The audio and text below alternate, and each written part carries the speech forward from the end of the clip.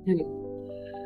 ഇതൊരു motivation video ഒന്നുമല്ല, but ഒരു പ്രായം കഴിഞ്ഞ് സ്ട്രഗിൾ ചെയ്യുന്ന, ഫിനാൻഷ്യലി, മെന്റലി, ഫിസിക്കലി സ്ട്രഗിൾ ചെയ്യുന്ന എല്ലാവർക്കും വേണ്ടിയാണ്. എല്ലാവരും സ്ട്രഗിൾ ചെയ്യുന്നുണ്ട്. അതിൽ വലുതെന്നോ ചെറുതെന്നോ ഇല്ല. ചിലർ അതിനെ സർവൈവ് ചെയ്ത് മുന്നോട്ട് വരും, ചിലർ അതിൽ തന്നെ നിന്നു പോവും, ചിലർ അതിൽ നിന്ന് മുന്നോട്ട് പോകാൻ പറ്റാതെ സ്റ്റക്കായി നിൽക്കുന്നവരാണ്. സോ ഞാൻ പറയുന്നതെന്ന് വെച്ച് കഴിഞ്ഞാൽ, എല്ലാവരുടെയും ലൈഫിൽ പല രീതിയിൽ പല ഘട്ടങ്ങളിൽ സ്ട്രഗിൾസ് ഉണ്ടാവാറുണ്ട്. അത് ഓവർകം ചെയ്യാന്നുള്ളതാണ് ലൈഫിന്റെ ഒരു പർപ്പസ് ആയിട്ട് എനിക്ക് തോന്നിയിട്ടുള്ളത്.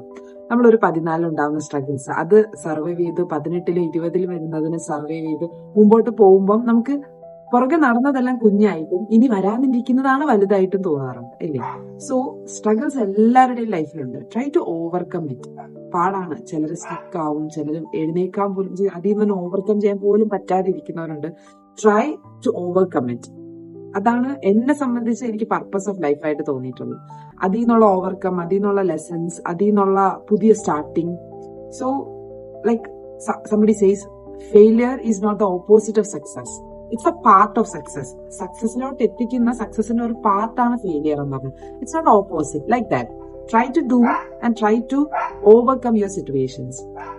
20s വളരെ മോശമാണ് ലൈഫും ലൈഫിലെ ഓരോ പോർഷൻസും. So I just want to say that try everything, survive, try to survive it.